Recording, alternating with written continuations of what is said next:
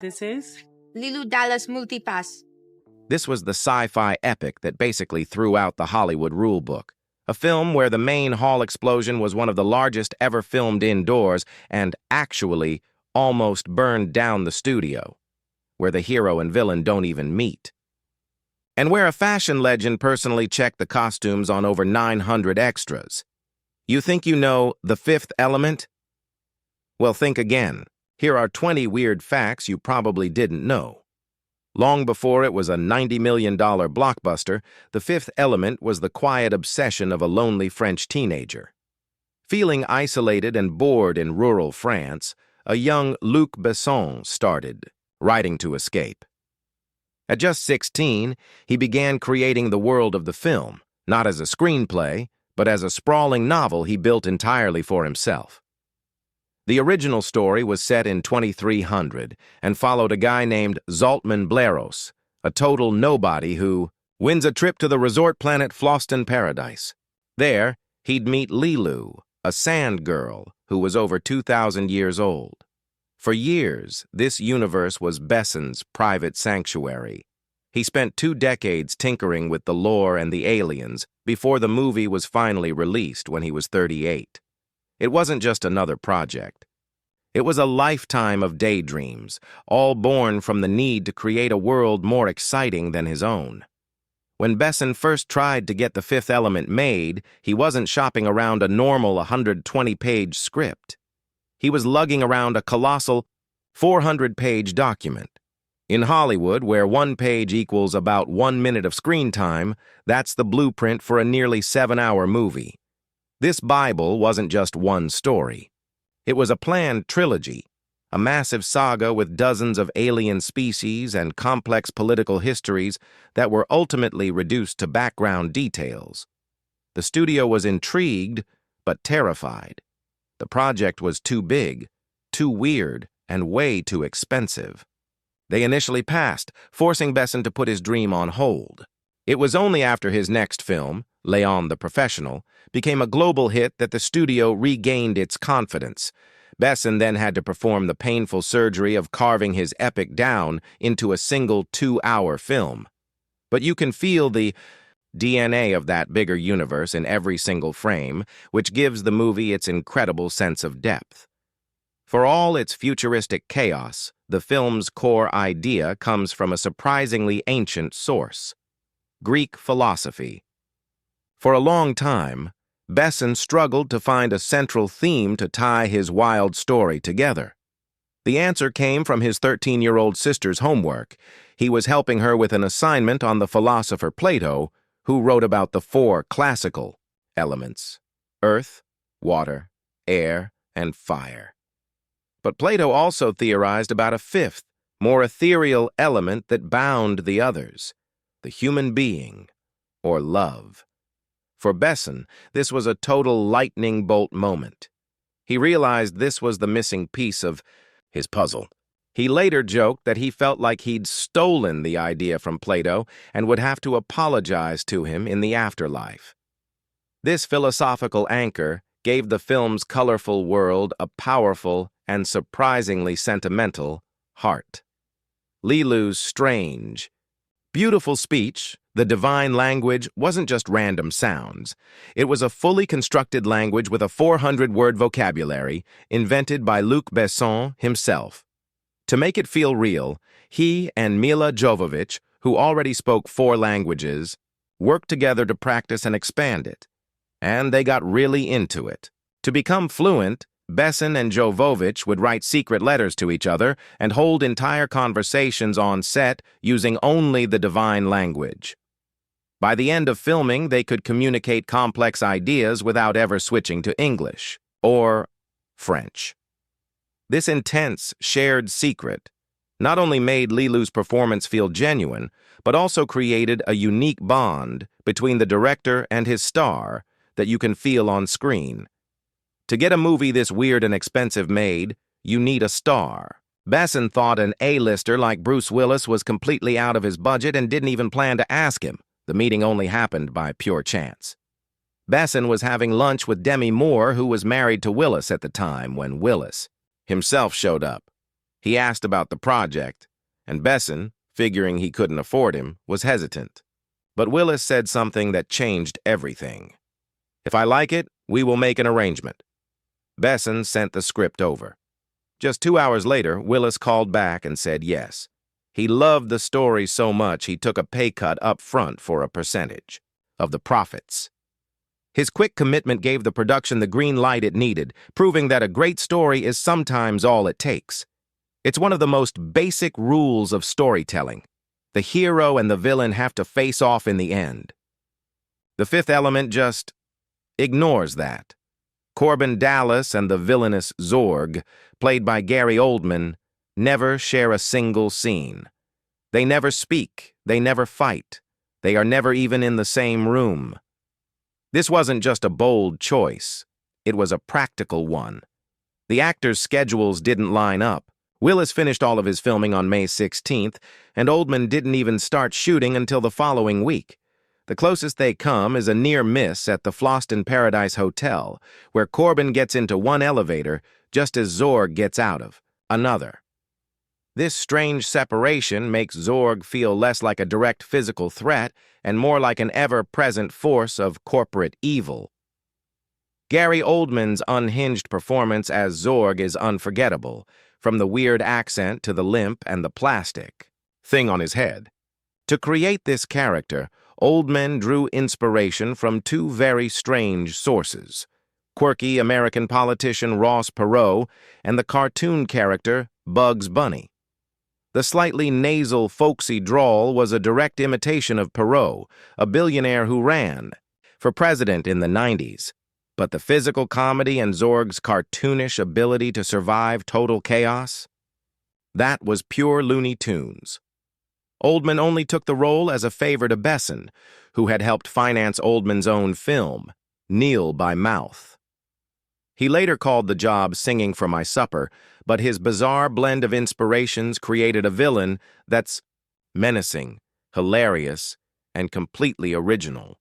It's almost impossible to imagine anyone but Chris Tucker as the flamboyant media superstar Ruby Rhod, but the part was actually written for a true icon: Prince. Besson pictured the character with Prince's unique brand of high-energy androgynous funk, but the collaboration was doomed by a hilarious misunderstanding. When costume designer Jean-Paul Gaultier met with Prince to show him the concept art, his thick French accent caused some trouble. Gaultier kept trying to explain the faux cul, or fake ass, and design of the costume. Beyond the language barrier, Prince ultimately found the designs, including a leopard print jumpsuit and a revealing corset, to be too effeminate for his taste. That, combined with a scheduling conflict, led him to turn it down, paving the way for Chris Tucker's absolutely legendary performance. The film's vibrant, unforgettable look is largely thanks to one man, legendary fashion designer Jean-Paul Gaultier.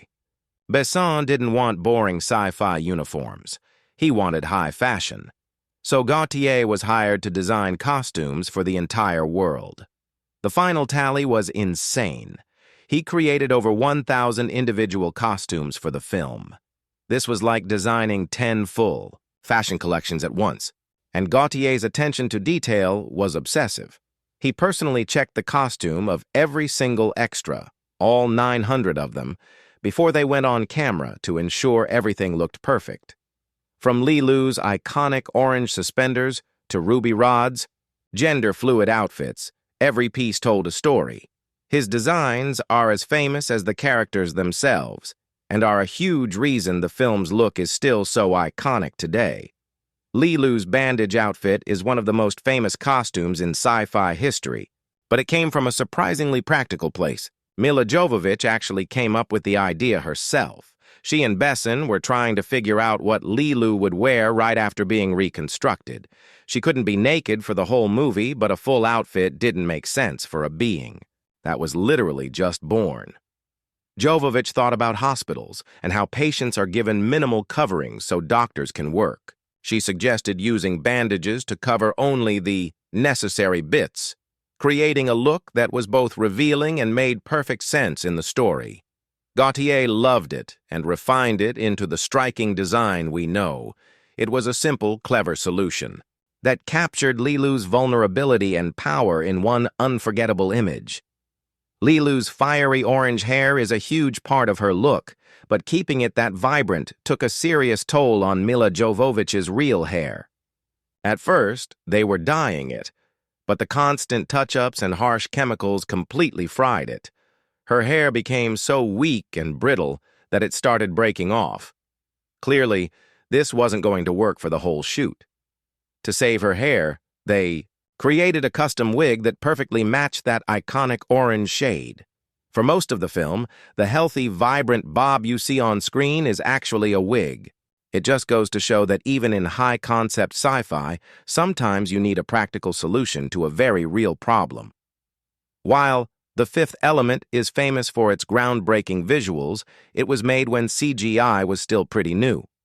To create the incredible sprawling cityscapes of 23rd century New York, the filmmakers relied on old-school practical effects, insanely detailed miniatures.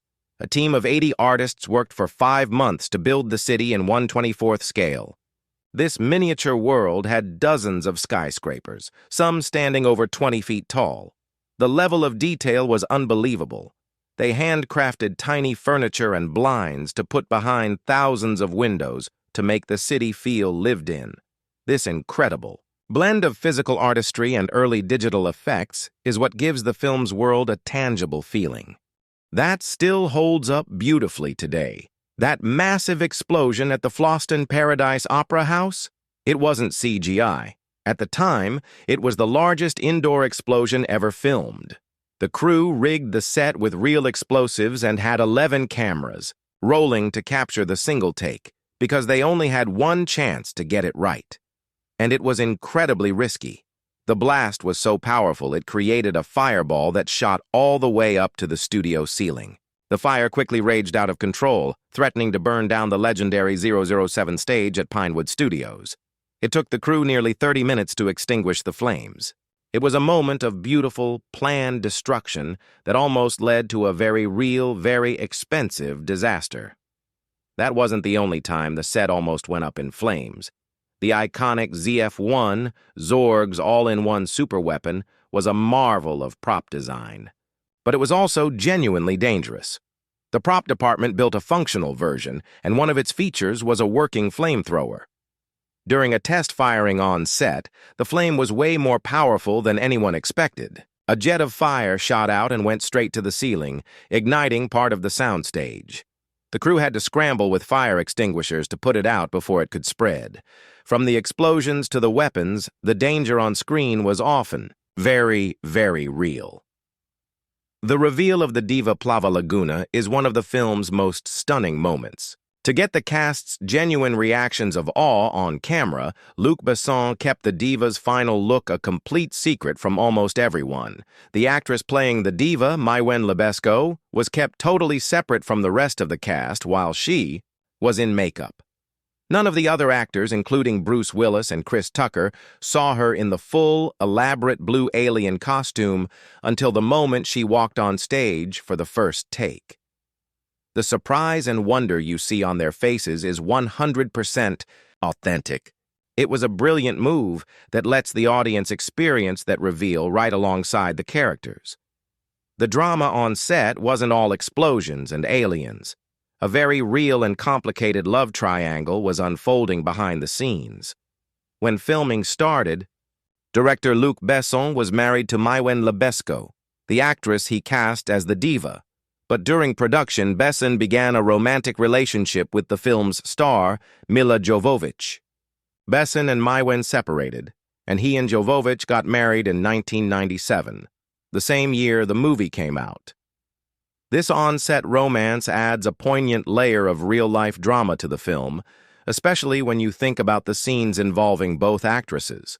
The emotional tension was real, turning the production into a project where fiction and reality became completely intertwined. The menacing Mangalore aliens weren't CGI. They were actors in incredibly advanced animatronic suits. They wore heavy, full-body latex costumes with facial expressions controlled by a remote. These practical effects were state-of-the-art, but they had one major downside for the performers inside: the heat. The thick rubber suits had almost no ventilation, and the actors were basically melting. The suits also limited their movement, which, in a happy accident, gave the aliens a jerky, animal-like quality that made them even more menacing on screen. So, next time you see a Mangalore lurching around, just remember the actor inside was probably on the verge of heat stroke, suffering for their art. The diva's incredible opera performance is one of the film's most iconic scenes. The song itself is real. It's from an opera called Lucia di Lammermoor. However, the vocal range and the rapid shifts in pitch you hear in the film are physically impossible for a single human to sing. The part was sung by a real Albanian soprano named Inva Mula, but her performance was digitally manipulated. Sound. Editors synthesized the notes that were outside the normal human vocal range to create a sound that was truly otherworldly. For years, people believed the filmmakers had just found a singer with a once-in-a-generation voice. But the truth is, the diva's perfect performance was a clever piece of movie magic, designed to sound beautiful, powerful, and just slightly inhuman. Milla Jovovich did a lot of her own stunts, but for some of Leeloo's more acrobatic martial arts moves, the filmmakers had to get creative. For certain high kicks that required impossible flexibility, the crew used a simple but brilliant trick: a fake leg on a stick. In shots where a kick needed to be perfectly framed, a prop leg made to look exactly like Leeloo's would be swung into the frame by a crew member just off camera. When edited together with Jovovich's own movements, the effect is seamless. It's a classic, low-tech filmmaking trick that proves even in a multi-million-dollar sci-fi epic, sometimes the simplest solutions work best. For a film with such a carefully built universe, there's one glaring screw-up. Nobody seems to agree on what year the movie is set in. The opening scene is clearly dated 1914. The film then jumps forward 300 years, which should put the main story in the year 2214. Simple, right? Wrong. Multiple official sources and even props in the movie contradict this. Luc Besson has said, in interviews, the film is set in 2257. A promotional McDonald's cup from the time says 2259. And to make it even more confusing, Corbin Dallas's Fate of the Universe calendar in his apartment clearly reads 2263. It seems that while they focused on every visual detail, keeping the exact timeline straight was one thing that just slipped through the cracks. From a teenage daydream to a chaotic masterpiece, The Fifth Element was a perfect storm of bold choices and happy accidents. It's a film that proves that sometimes you have to break the rules to create something truly timeless. What's your favorite weird fact or iconic moment from the film? Let us know in the comments below. And if you enjoyed this, make sure to subscribe for more deep dives into your favorite movies.